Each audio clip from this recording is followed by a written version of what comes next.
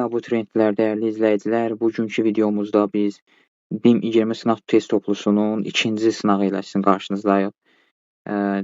Diqqətlə mövzuların, sualların izahına keçmədən baxın və hər bir sual haqqında anlayışınız olsun və hər bir sualın həll izah yollarını öyrənməyə çalışın. İndi isə keçək sualların izahına. Deməli, birinci suala fikir verək. Birinci sualda deyir ki, yerli vaxt əsasən BC məntəqələrinin coğrafi uzunluqlarını müəyyən edin. Yerli vaxta əsasən. Yəni, bax, A-dakı yerli vaxt 15:40-dır və burada 30 dərəcə şərq uzunluğu göstərdiyi halda biz nə edirik? Deməli, 30 dərəcə şərq uzunluğunu qeyd edirik. 30 dərəcə şərq uzunluğu. Burada 15, deməli, 40 olacaq. Deməli, buradan 15:40-dır və baxırıq BC-nin uzunluğunu bizdən istəyir. Bu da bizdə yoxdur. Yəni, bu uzunluqda bizdə tapmaq istəyir ki, bu B və C məntəqələri hansı uzunluqda yerləşir. Bunu da tapmaq üçün biz bunlar arasında saat fərqlərini tapmalıyıq. Yəni, bununla A ilə B-nin, bir də A ilə C-nin arasında olan saat fərqlərini tapa bilərik. Fərq yoxdur, B ilə də C-nin arasında da vaxt fərqi. Əsas birinci B-ni tapaq ki, və ondan sonraki mərhələdə onlardan istifadə edə bilək. İndi burada görürük ki, 15:40-dır A-da, B-C-də isə 20:20:21:00-dur. 20:20:21:00 olması deməli, A-dan B və C-nin şərqdə yerləşməsidir. Yəni, irəlidə, qabaqda olmasıdır ki, çünki burada artıq 20:20-dir. A-da isə hələ 15:40 indi olur. Yəni, ona görə A 30 şərq uzunluğunda yerləşmir. B-C də ondan müvafiq olaraq şərqdə yerləşəcək. Yəni, B və C. Bunlar şərqdə yerləşəcək. Və yaxşı, hansı uzunluqda yerləşəcək, bunu tapacaq. O variantlarda da görürsünüz, qərb uzunluğu verib, bunları biz silirik. Biz bunları, deməli, siləcəyik. İndi isə, baxaq, 15:40 ilə 20:40 arasında saat fərqini tapmalıyıq birinci.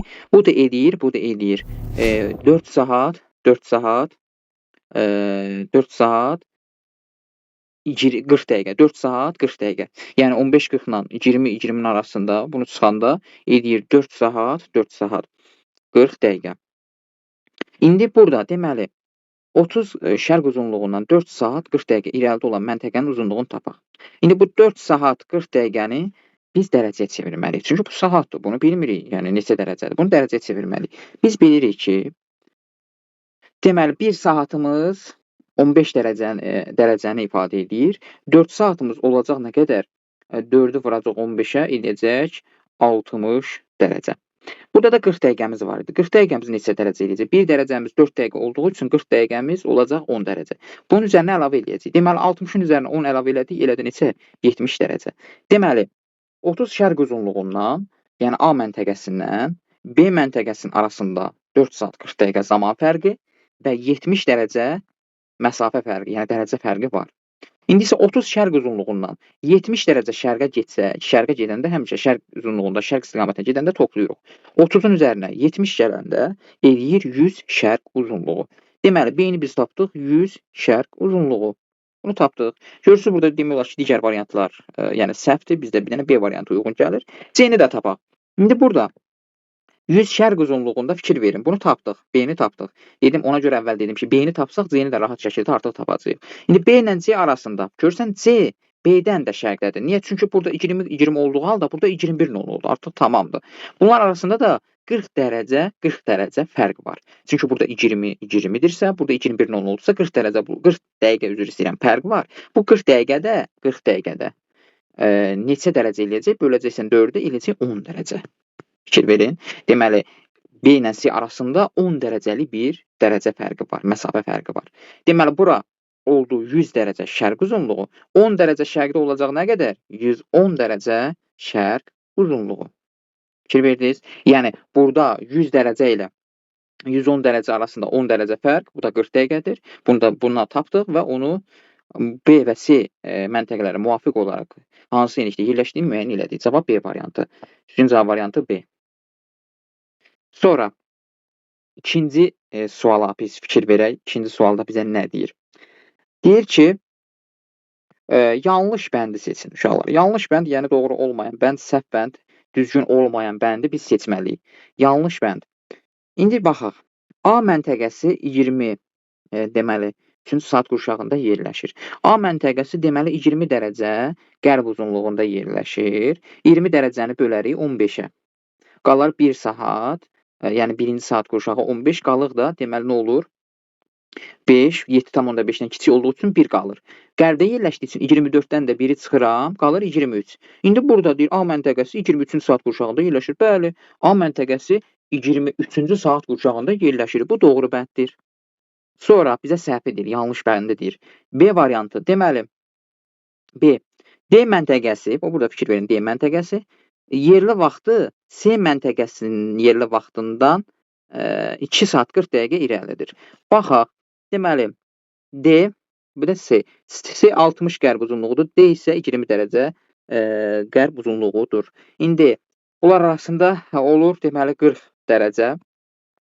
Bunu da saata çevirsək, vuracağıq 1 dərəcəmiz 4 dəqiqədirsə, 40 dərəcəmiz 160 dəqiqədir. Bu da 2 saat 40 dəqiqədir. Bəli, C məntəqəsi, D məntəqəsinin 2 saat, C məntəqəsinin yerli vaxtdan 2 saat 40 dəqiqə D məntəqəsi irəlidədir. Bu da doğru fikirdir. Yəni, bu da bizim düzgün cavab variantımıza, yəni bura verilən tapşırığa uyğun gəlmir. Sonra C-yə keçək. 23 sentyabrda C, D məntəqə günəş şüaları fərqli bucaq altında düşür. Baxaq, fikir veririk burada C və D. C buradadır, 15 cənub, D isə 15 şimalda yerləşir. İndi 23 sentyabrda bütün yarımkürə, yəni iki yarımkürə eyni dərəcədə şüa düşdüyünə görə, bunların ikisi də müxtəlif yarımkürədə və eyni dərəcədə yerləşdiyi üçün eyni dərəcədə də günəş şüası alacaq. Mən bunu necə hesablayaraq? 90 çıxılsın 15 dərəcə, o da deyəcək 75, 90 çıxılsın 15, 75. Yəni bunlar bərabərdir. Yəni 23 sentyabrda eyni hər iki yarımkürə bərabər işıqlandığından, ikisi də eyni dərəcədə yenilikdə yerləşdiyindən bunlara bərabər şəkildə bucaq düşəcək. Yəni fərqli şəkildə düşməyəcək. Ona görə bu sualda nədir? Səhv sual hesab olunur. Yəni yanlış sual hesab olunur. Deməli budur, düzgün cavab variantı. 21 martdan 23 sentyabra qədər F məntəqəsində gecənin uzunluğu çox olur. 21 martdan 23 sentyabra qədər F məntəqəsində, F hardadır? F buradadır.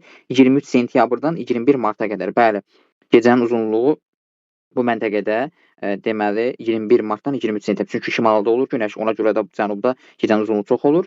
B və E məntəqələr yerli vaxtı baş şərqli yerli vaxtından geridir. Baxırıq burada 20 dərəcədə yerləşir, şərqdə, Bakıda 50 dərəcədədir. Bəli, bu geridə yerləşir. Bu da doğrudur. Deməli, bu da düz olduğu üçün bizə yanlış variant dediyinə görə burada C variantını biz götürəcəyik. Üçüncü suala keçid edək. Üçüncü sualda deyir. Üçüncü sualda qeyd edir ki, 21 martdan 23 sentyabr tarixində gündüzlərin uzunluqları daha çox olan məntəqələr. 21 martdan 23 sentyabra qədər olan tarixdə günəş şimal yarımkürəsinə qonaq gəlir. Yəni şimal yarımkürəsində daha çox işıqlanır. Nəticədə burada şimal yarımkürəsində şimal hissələr, yəni ekvatordan şimal hissələr daha çox işıqlanır, daha çox gündüzün uzunluğu çox olur. Əksi, yəni cənub yarımkürəsində isə bu az olur. İndi baxın, məsələn, buradan biz qeyd edəcəyik şimal yarımkürəsində yerləşənlər. Məsələn, 1, 2, 3 deməli, burada 23 marta qədər artıq daha çox qütb ətrafı ərazilərdə gündüzün uzunluğu çox olduğu üçün biz qütb ətrafı ərazilərə doğru gedəcəyik. Burada məsələn 3-dür, 7-dir, 4-dür, 8-dir, bunlar 5-dir. Bax, bunları biz çıxırıq. 8-dir, 5-dir, ondan sonra burada 4-ü biz qeyd elədik. Sonra biz burada deməli 3-ü qeyd elədik. Bax, bunlar gedir. Ancaq 21 martdan gündüzlərin uzunluğu daha çox qütb ətrafı enliklərə yaxın, yəni tropik işıqlanmadan daha şimalda olan və yaxud da cənubda olan hissələr aiddir. Bu da 21 mart üçün şimalı biz götürürük. Çünki şimal yarımkürəsində günəş zenitdə olur. Ona görə burada 1, 2 və 6 gündüzlərin uzunluğu bu enliklərdə daha çox olur. Cavab D variantı. Düzgün cavab D variantı. Sonra 4-cü suala baxaq. Yerin yerin planeti yarandığı ilk vaxtlarda onun səthinə çoxlu iri asteroidlər və meteoroidlər düşməsinə səbəb nə idi? Deməli, yerin kütləsinin az olması xeyr, bu düzgün deyil. Yerin günəş şüası ətrafında fırlanmasının sürətinin azalması xeyr, bunun da ona aidiyyatı yoxdur. Yer qabığının formalaşması xeyr, yer qabığı sonradan formalaşdı. Yerin maqnetizminin zəif olması, bəli, yerin maqnetizminin formalaşmasının yerə nə kimi təsiri var? Yəni, asteroid və meteoroidlərin qarşısını aldı. Yəni, xaricdən gələn, kainatdan, kosmosdan gələn cisimlərə qarşı bir itələyici qüvvə oldu yer üçün. Ona görə də yerin maqnetizmi zəif olması burada asteroidlərin düşməsinə səbəb olurdu. Sonradan isə artıq bu maqnetizm daxildən nüvə mantiyanın hərəkəti nəticəsində maqnetizm xassəsi yaranandan sonra artıq deməli iri asteroid və meteoroidlər artıq düşməyinin sayı azaldı və yavaş-yavaş demək olar ki, çox azaldı. Yerin Günəşə uzaq məsafəsi bunun da buna aidiyyatı yoxdur. Düzgün cavab variantı burada D-dir. 5-ə baxaq. 5-də deyir ki, şimal qütb dairəsi, cənub qütb dairəsi. Burada da düzgün cavab variantları verib. Yəni A, B, C, D. Burada da bu. 3 qitəni kəsib keçir. Deyir ki, şimal qütb dairəsinin həm oxşar, həm də fərqli xüsusiyyətləri, həm şimal qütbünün, həm cənub qütbünün oxşar və fərqli xüsusiyyətlərini biz burada nə edəcəyik? Biz burada belə deyək, seçəcəyik. İndi fikir ver. 3 qitəni kəsib keçir. 3 qitəni kəsib keçirsə, biz fikir verək. Bax, burada da xəritə var. Şimal qütbü, bax, buradan çəkilir təqribən 66,5-dən. Yəni, bu hissədən biraz aşağı. Bir dəqiqə bunu yaxşı çəkim. Təqribən bu hissədən gəlir, keçir. Cənub, belə deyək, coğrafi qütbü isə bu hissələrdən gəlib keçir. İndi burada 3 qitə deyirsə, deməli, burada bax, biri Şimali Amerika olacaq. Şimali Amerika, yəni Amerika qitəsi.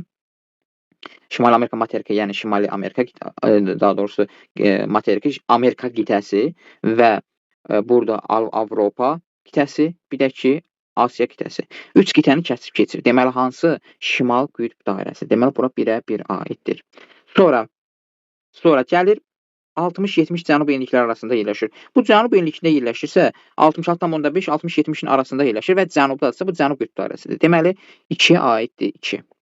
Yay gündönümü günü qütb gündüzləri müşahidə olunur. Yay gündönümü günü ümumiyyətlə Günəş şimal yarımkürəsində zenitdə olduğu üçün burada da yay gündönümü günü qütb gündüzü bir gün müşahidə olunur şimal qütb dairəsində. Deməli, bax, bu da düzdür, aiddir şimal qütb dairəsinə. Yaz gecə gündüz bərabərliyi günü Günəşin şüaları 23,5 dərəcə buzaq altında düşür. Bura hər ikisinə aiddir. Çünki ikisi də eyni, müxtəlif yarımkürədə eyni paralellərdə yəni yerləşir. Müxtəlif yarımkürədə eyni dərəcəli paralellərdə. Yəni 90-dan 66,5 çıxanda qalır 23,5. Həm şimalda 23,5 dərəcə düşür, həm də cənubuna. Bu aiddir ikisinə. Deməli, 3-ə aiddir 4. Sonra qış gündönümü günəş şüaları 47 dərəcə buzaq altında düşür. Deməli, qış gündönümü günü günəş şüaları 47 dərəcə altında düşür. Qış gündönümü günü deməli, cənub qütb dairəsində Günəş 47 dərəcə düşür. Niyə? Çünki biz bunu hesablayanda qış gündönümü günü Günəş 23,5 cənubdadır.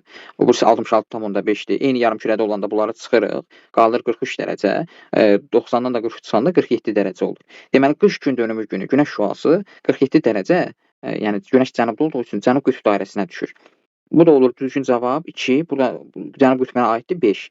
Deməli, 1-ə 3, 1, 3, 2-ə 2, 5, 3-ə isə daha doğrusu 4. Burada düzgün cavab variantımız bax C variantı. 1-ə 1, 3, 2-ə 2, 5, 3-ə 4. Burada digərləri də düzgün variant deyil. Düzgün cavab variantı burada C variantı hesab olunur. Sonra 6-cı suala biz baxaq. Deməli, yerdə həyatın əmələ gəlməsinin ilkin şərti nədir?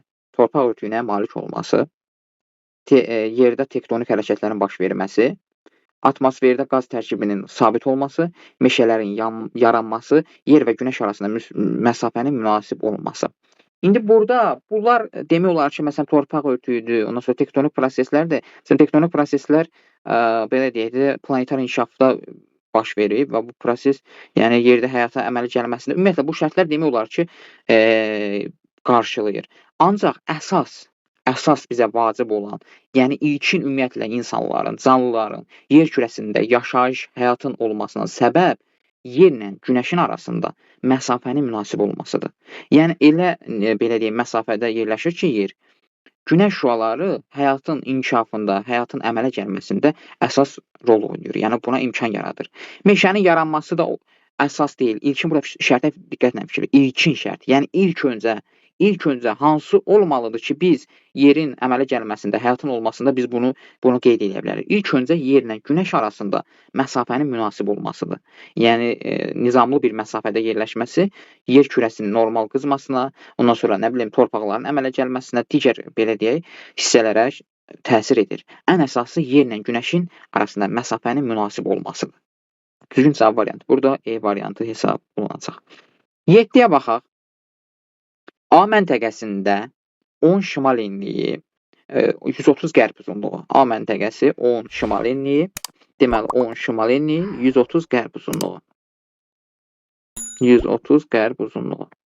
İndi burada cismin bir kölgəsi olmadığı zaman, deməli cismin kölgəsi burada deyilsə, deməli günəş burada nə olur? Zenitdədir. Yəni 90 dərəcə bura düşür. İndi burada bizə deyir ki, Bakı şəhərində saat neçə olar? İndi burada günəşin cisminin kölgəsi olmadığında, deməli burada 130-da 12:00-dur. Günorta vaxtıdır. Günorta vaxt olduğu üçün, günorta vaxt olduğu üçün burada cismin kölgəsi sıfıra bərabərdir və Bakı şəhəri də harda yerləşir? 50 dərəcə şərq uzunluğunda yerləşir. 130-da qərb. Bunlar arasında məsafə nə qədər eləyir? Eləyir, deməli 180 dərəcə. 180 dərəcədə, düzdürmü? 50 şərqdir, 130 qərbdir. Deməli, nə qədər elədi? 180 dərəcə. Bunlar arasında məsafə fərqi var. İndi bu 180 dərəcəni biz tapdıq. İndi bax burada, bu qeyd olunan hissədə biz bu Bakı şəhərində saatın neçə olmasını biz tapmalıyıq. Bunu necə tapırıq? Bunu da, deməli, 180 dərəcəni, tapdığımız bu dərəcəni saata çevirib bölürük 15-ə. O da eləyir 12 saat. 12 saat, deməli, saat fərqi var bunlar arasında. İndi 130 qərbdə olduğu üçün, Bakı şərqdə olduğu üçün bu 12:00 bunlarda günortadır axı, cismin kölgəsi olmadığı zaman bu demək olar ki, günorta vaxtına düşür. Yəni 12:00 düşürsə, indi 12 saat ondan şərqdə yerləşən olsa, deməli 12-nin üstə 12 gələcək. 12:00-nun üstə 12 gələndə edir 24:00. Deməli, burada 130 dərəcə qərb uzunluğunda 12:00 günorta olan zaman 12 saat, yəni 180 dərəcəlik Bakı şəhərində isə 24:00 var. Çünki 12 saat vaxt fərqi var. Düzgün cavab variantımız burada A variantı hesab olunur. 8-ci suala diqqətlə baxaq. 8-də deyir, xəritə sxemdə deyir ki, qeyd edilmiş məntəqələrin hansında 22 iyunda gündüzün uzunluğu daha az olacaq. Gündüzün uzunluğu daha az olacaq. Burada bizə deyir, daha az. İndi fikir verək. Baxaq burada 22 iyundan söhbət gedir. Baxın burada 1 var, 2 var, sonra 4 var, sonra burada 3 var. Sonra digər məntəqələrdən 22-dir, gündüzün uzunluğu az olacaq. Bu hissələrdə gündüzün 1-dir, 2-dir, 3-dür. Bunlarda yəni gündüzün uzunluğu çox olacaq. 5-i mən tapa bilmirəm, 5 hardadır? 5 tapdım. 5 buradadır uşaqlar. 5 buradadır. Fikir verin, ən cənub hissədə, çünki 22 iyunda günəş 23:5 dərəcə cənub enliyində zenitdə olan zaman, burada olan zaman ən uzaq ona olan məsafə, ən cənubda yerləşən məsafə bu olduğu üçün biz gündüzün uzunluğunun daha az olduğunu qeyd edəcəyik. Düzgün cavab variantımız burada B variantıdır. Bax, bunlar 1-dir, 3-dür, 2-dir, sonra 4 də cənubda olsa da 5 ondan da cənubdadır deyə bunu biz gündüzün uzunluğunun daha az olduğunu biz qeyd edəcəyik. Yerli vaxtı Bakı şəhərindən 8 saat irəlidə olan məntəqəyə aid olan saat qurşağının orta meridianını müəyyən edin. Deməli, Bakı şəhəri deməli 50 dərəcə Bakı şəhəri 50 dərəcə şərqdədir. Şərq uzunluğundadır. 8 saat irəlidə. 8 saat gəlin dərəcəyə çevirək. 8-i vuraq neçəyə? 15-ə. O da eləyəcək 8 5-in 40, 8 1-in 8, 120 dərəcə. Düzdür? 8 saat irəlidə olmaq, yəni 120 dərəcə irəlidə olması deməkdir məsafədə. İndi burada 50 dərəcə şərq uzunluğundan 120 dərəcə şərqdə olur 170 dərəcə şərq uzunluğu. İndi burada deyir ki, bu məntəqəni aid olduğu saat qurşağı. Gəlin görək 170 dərəcə şərq uzunluğu hansı saat qurşağında yerləşir? Bunu da bölürük 15-ə. 170-i də bölürük 15-ə. Bu da düşür deməli 11-ci saat qurşağına. 170-i böldük bax 15-ə. Bir dəfə, sonra gəlir bir dəfə, buradan da yenə çıxdı, qaldı 5. 11-ci saat qurşağı. 11-ci saat qurşağına deməli nə olur? Bu deməli 170 şərq uzunluğu 11-ci saat qurşağında yerləşir. İndi burada bizə nə deyir? Deyir ki, bunu orta meridianı hesablayın. Orta meridianı tapmaq üçün 11-i, yəni saat qurşağının vurursan onu 15-ə. Yəni 11-i vurursan 15-ə. Bu da eləyir, səhv eləmirəmsə 165 eləməlidir. 11-i vurdum 15-ə. 165, bəli, 165 şərq uzunluğu. Burada düzgün cavab variantımız 9-da D variantıdır. Düzgün cavab D. Sonra 10-cu suala keçid edək. Ümidvaram bu sualların izahı sizə aydın şəkildə olur. Deməli, 10-cu sualda qeyd edilir ki, A məntəqəsi 20-ci saat qurşağının orta meridianından 20 dərəcə qərbdə olarsa. Birinci gəlin 20-ci saat qurşağını tapaq. Bunun üçün nə edirik? Qısa olaraq 24-dən çıxıram 20-ni. Qərbdədir axı. 20 qərbdədir. 12-dən 24-ə qədər qərbdədir. 1-dən 12-yə qədər şərqdədir. Burada qaldı 4. 4-ü vurdum 15-ə. Nə qədər elədi? 60. 60 qərb, daha şərq deməyəcək. Çünki bu qərbdədir. 20 saat uşaq qərbdədir. 60 şərqdən, 60 qərbdən üzr istəyirəm. Meridiandan 20 dərəcə qərbə. Qərb yarımkürəsində yadında saxlayın. Qərb yarımkürəsində qərbə gedəndə həmişə topla. Deməli 60-dan 60 dərəcədən 20 dərəcə qərbə getsən olur 80 dərəcə. Yəni qərbə. İndi orada sxem də var. Sxemə baxsınız 60 buradan gəlir məsələn 80, buradan gəlir belə. Belə gedir qərb yarımkürəsində. Bu istiqamətdə gedir. İndi burada deməli oldu 80 qərb. İndi bunu deyir, bunun yerləşdiyi saat qurşağının sərhədlərini müəyyən edin.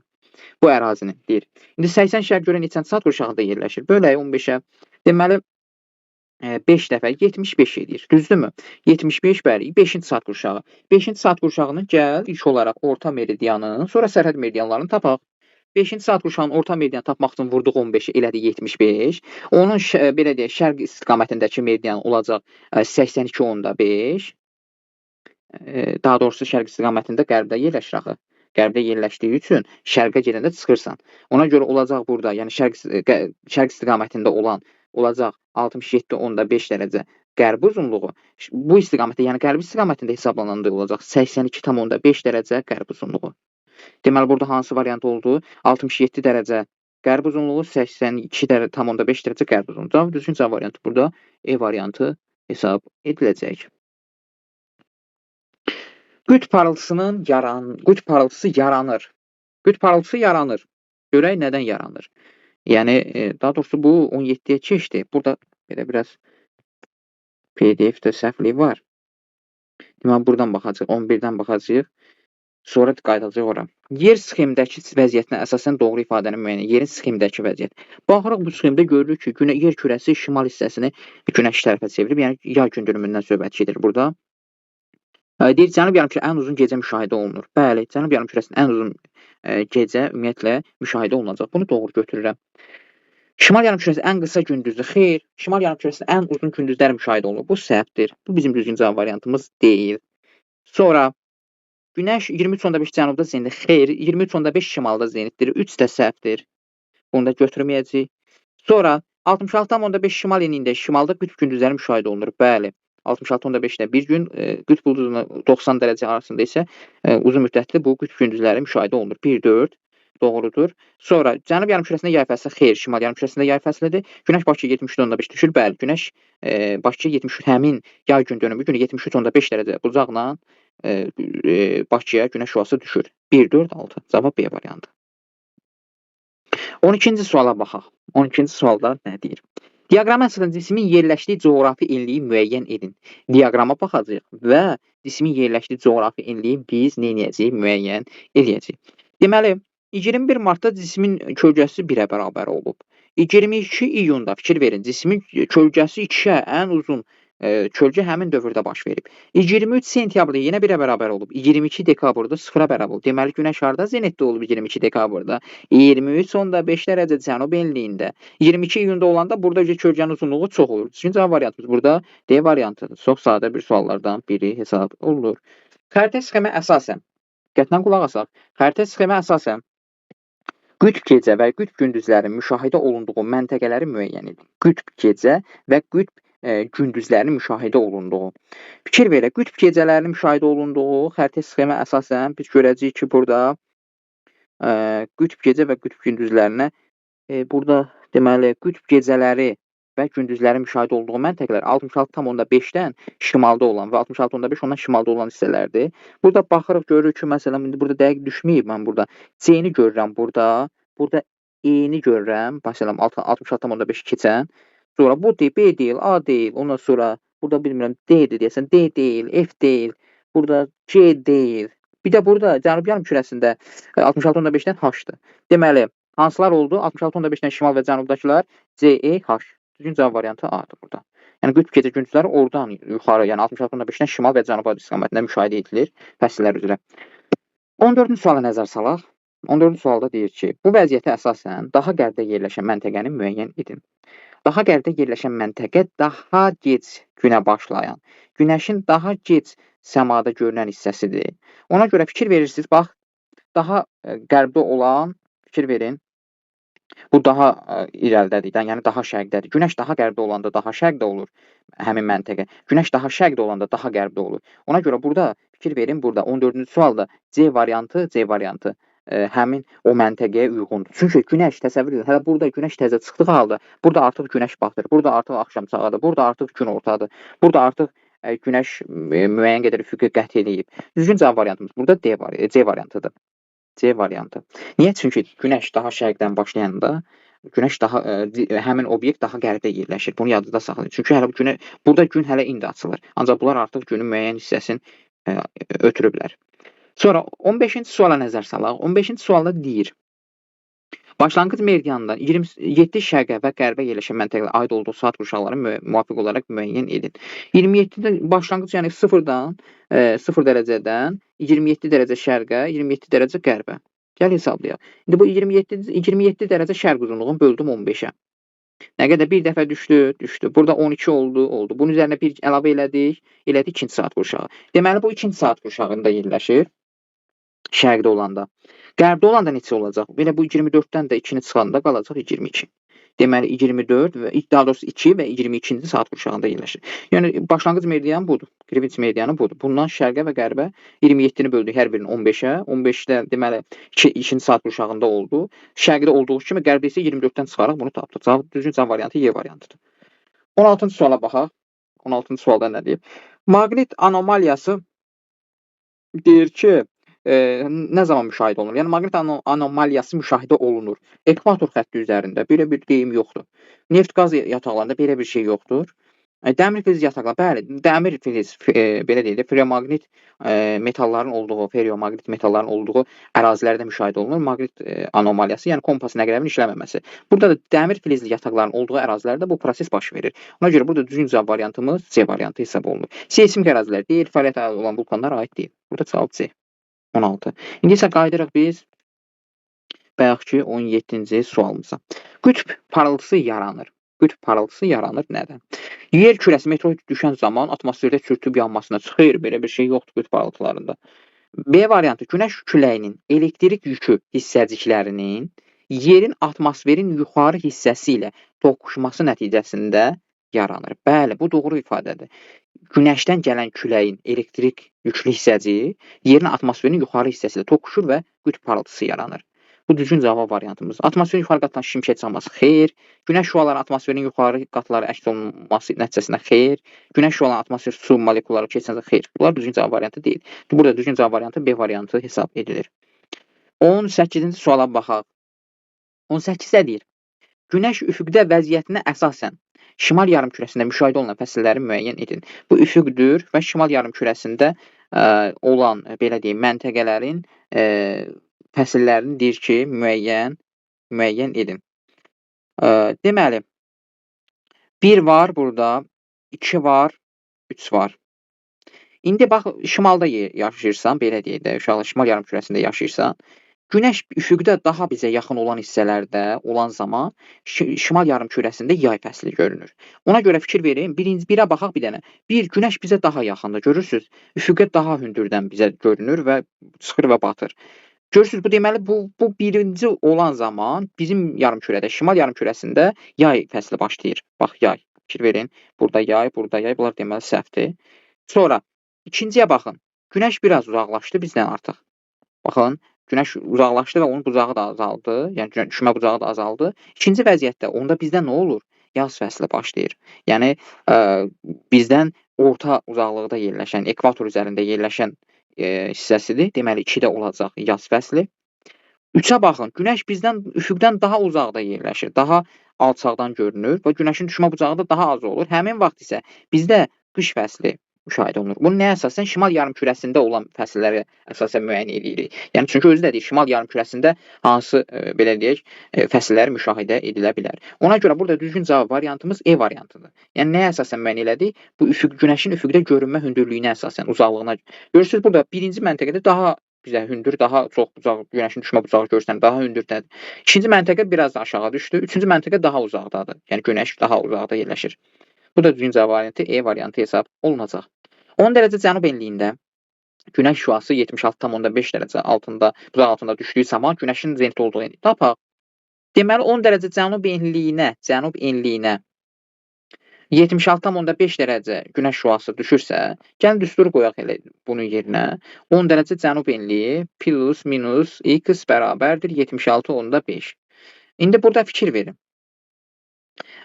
Burada günəşin zenitdə olduğunu deyirsə, 90-dan biz neçə çıxmalıyıq ki, 76 alınsın? 90-dan təbii ki, biz burada çıxmalıyıq 13, deməli 13,5. İndi burada 10 dərəcədə günəş zenitdədirsə, 10 dərəcə cənub enliyində zenitdədirsə və ondan da 13,5 almaq üçün, yəni bu mötərizədən 13,5 almaq üçün ondan, yəni hansı ədəddən 10-u çıxanda 13,5 olacaq? Təbii ki, 23,5-dən 23,5-dən çıxacaq 10. Bax, deyərsiniz, müəllim, hansı 23,5? Şimal-cənub. Çünki bax, sıxma varsa, deməli ikisi də eyni yarımkürədədir. Deməli, bu da cənubdadır. 23,5 cənub enliyində günəşin ümumiyyətlə zenitdə olduğu enlik olacaq. Çünki 23,5 cənub enliyində günəş zenitdə olanda 10 dərəcə, cənub enliyinə 76,5 dərəcə günəş şüası düşəcək. Burada düzgün cavab variantımız 19-da A variantıdır. 20-ci sual. Tropik işıqlanma qurşaqlarının cənub sərhədi ilə Bakı şəhəri arasında tropik işıqlanma qurşağının cənub sərhədi. Tropik işıqlanma qurşağı 23,5, 23,5 şimal, 23,5 cənubdur. Burada fikir verin, Bakı şəhəri də 40 şimaldır. Burada cənub sərhədi deyirsə, deməli bu cənubdakı yerləşən. 40 ilə 23,5 arasında 63,5, 63,5-i də meridianal istiqamətdə olduğu üçün vururuq 111-ə. 111-ə vuranda o da eləyəcək, yəni 63,5-i vuracaq 111-ə, o da eləyəcək nə qədər? 7048,5 kilometr. Burada da 20-də də düzgün cavab variantımız Y variantı hesab ediləcək. Deməli, nədir? Tropik işıqlanma qurşağının cənub sərhədi ilə belə deyək, Bakı şəhəri arasında məsafəni tapdıq, müxtəlif yarımkürədə olduğunu topladıq, onu da vurduq 111-ə, cavabı aldıq. Sonra növbəti suala keçid edək. 21-ci sualdır. Bəli, 21-ci sualdır. 21-ci sualda diqqətlə qulaq asaq. Deməli, burada 4 oktyabr 19:20-dirsə, B-də deyil, gün tarix necə olacaq? Bunlar arasında birinci vaxt fərqini tapırıq. 160 ilə 170 arasında 330 dərəcə. Bunu da çeviririk. Dəqiqəyə bölürük 60-a, alırıq 22 saat. 22 saatdır. A məntəqəsində deməli 19:20-dirsə, B qərbdə yerləşdiyi üçün ondan geri olacaq. 19:20-dən də 22 saat çıxanda 19:20-si buradan keçəcək, 2 saat 40 dəqiqəsi də gedəcək 3 oktyabrın 24 saatından çıxılacaq. O da olacaq 3 oktyabr. Çünki bilirsiniz 19:00-dur. 22 saat əvvəl əvvəlki günün saatına gedib çıxır. Çünki niyə? 19 saat 20 dəqiqə buradan çıxdıq. 22 saatdan da qaldı burada 2:40. 24-dən də 2:40 çıxanda qalır 21 belə deyək 20. İndi burada deməli nə oldu? B məntəqəsi qərb yarımkürəsində olduğu üçün 4 oktyabr bunlar arasında məsafəni tapdıq və çevirdik saatı 22 saat elədi. 19:20-dən də 22 saatı çıxdıq. 19:20 tam getdi. 2 saat 40 dəqiqə o birisi günün belə deyək saatından getdi. Yəni 3 oktyabrın saatından getdi. Çünki arxadadır axı o. Ona görə də 24-dən də 2:40-ı çıxanda qalır 21 ümumiyyətlə 40. 21:20 daha doğrusu. Nə oldu? Deməli B məntəqəsində oldu tarix. Bir gün geri getdiyi üçün 3 oktyabr. Burada saat neçə oldu? 19:20-dən 22 çıxanda 19 saat 20 dəqiqə buradan getdi əvvələ.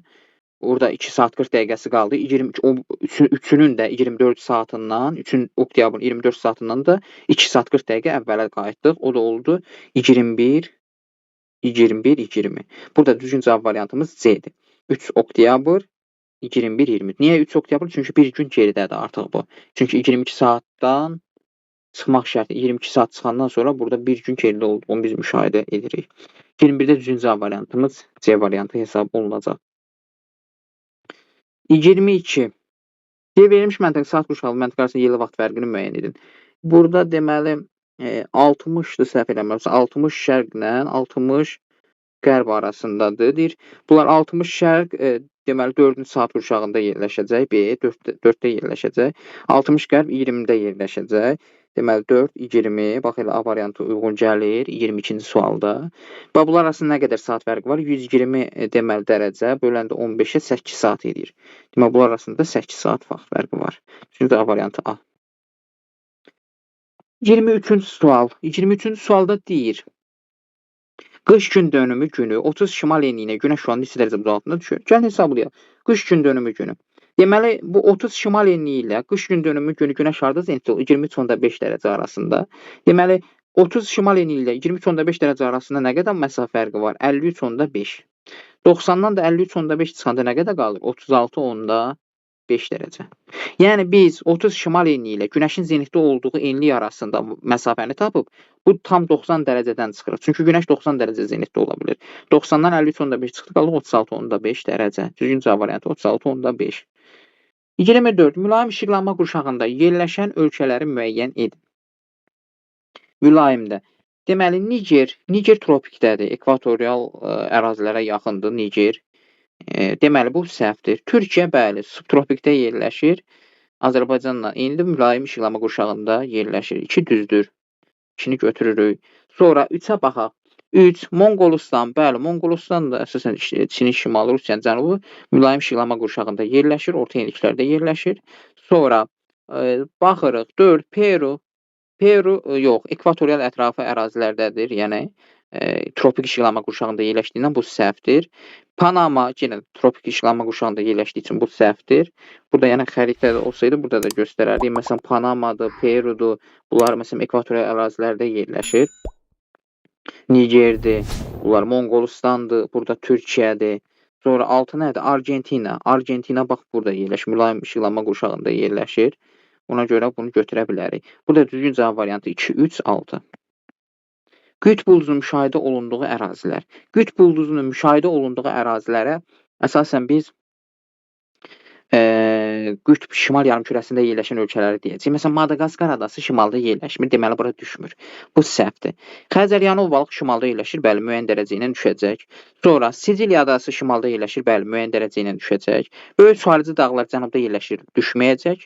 Orinoco ovalığı deməli, burada şimal yarımkürəsində yerləşir. Düşəcək müəyyən dərəcə ilə.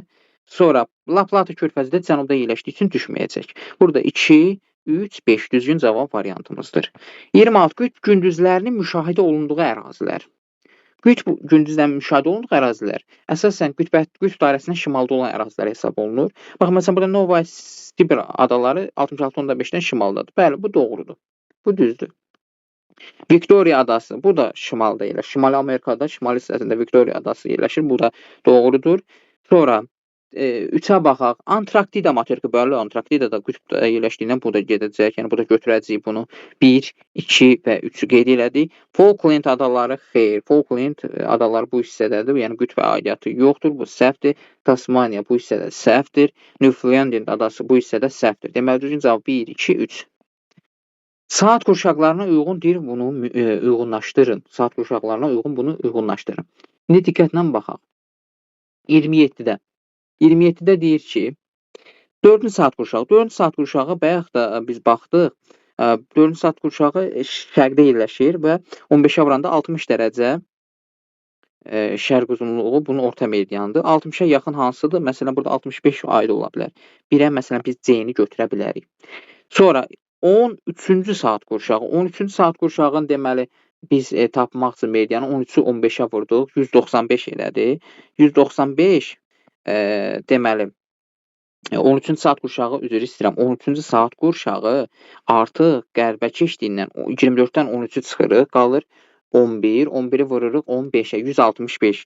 Bu da 165 dərəcə enliklərə yaxın olan enlikləri götürəcəyik. Məsələn, burada A və B var. 2-də deməli ikincində olacaq A 170 qərb, çünki 165 yaxındır həm 162, həm də 170. Deməli A və B. Bura aiddir. Çünki niyə? Bu 13-dür. Dedik axı 12-yə qədər şərq yarımkürəsini ifadə edir. 13-yə keçdik ki, artıq qərbdədir. Qərbdə olanda da həmişə 24-dən çıxırıq. Bunu yadımızdan çıxartmayaq. Sonra 3-cü saat qurşağı, 3-cü ümumiyyətlə sual. 23-cü saat qurşağı 23-dən də demək 24-dən 23 çıxanda qalır 1. 1-i də vuranda 15-ə. 15 qərb 18 bax qərb görsən burada 18 qərb bura uyğundur. Bax görürsüz D variantı 18 qərb uyğundur. Bu 10 götürürük. Bunu 3-ə götürürük. 25 qərb niyə uyğun deyil? Çünki bax birinci saat qurşağı deməli 15-dir. 15-in belə deyək qərb uzunluğu ilə 7,5 dərəcə qərb uzunluğu bunun sərhəddidir, şərq sərhəddir. Qərb sərhəddi isə olacaq 22,5 dərəcə. Görürsən 25 artıq 2-ci saat qurşağı. Deməli burada aiddir bir dənə 18 dərəcə, 18 qərb. Deməli 1-ə C, 2-yə AB, 3-ə D. Sonra situasiya tipli testlərə baxaq. Situasiya tipli testlərdən nə deyir? Buna diqqətlə baxaq.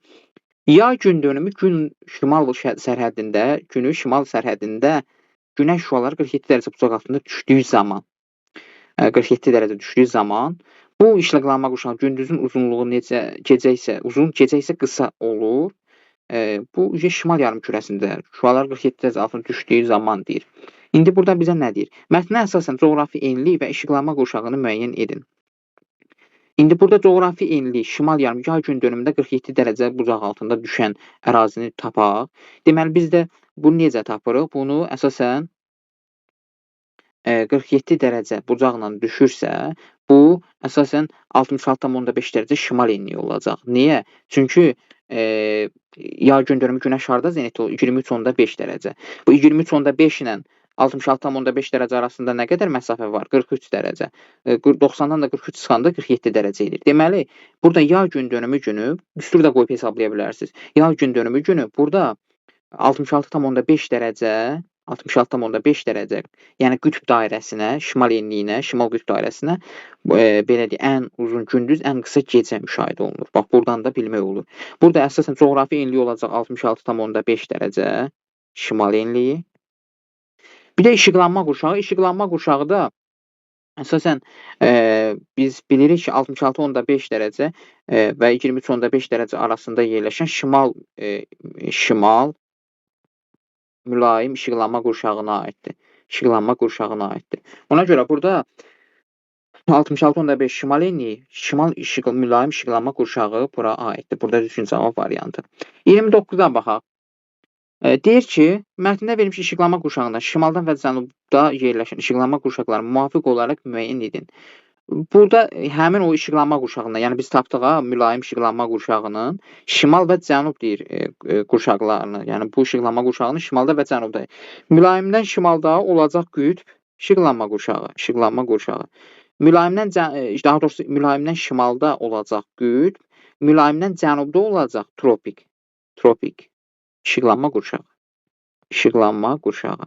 Deməli, mülayimdən şimalda olacaq qütb işıqlanma qurşağı, mülayimdən cənubda olacaq tropik. Çünki biz mülayim tapmışdıq bayaqları birinci məsələdə, birinci tapşırıqda, ona əsasən. 30-cu suala diqqətlə baxaq. Xəritə sxemi əsasən mətndə verilmiş işıqlanma qurşağında yerləşən ölkələri müəyyən edin.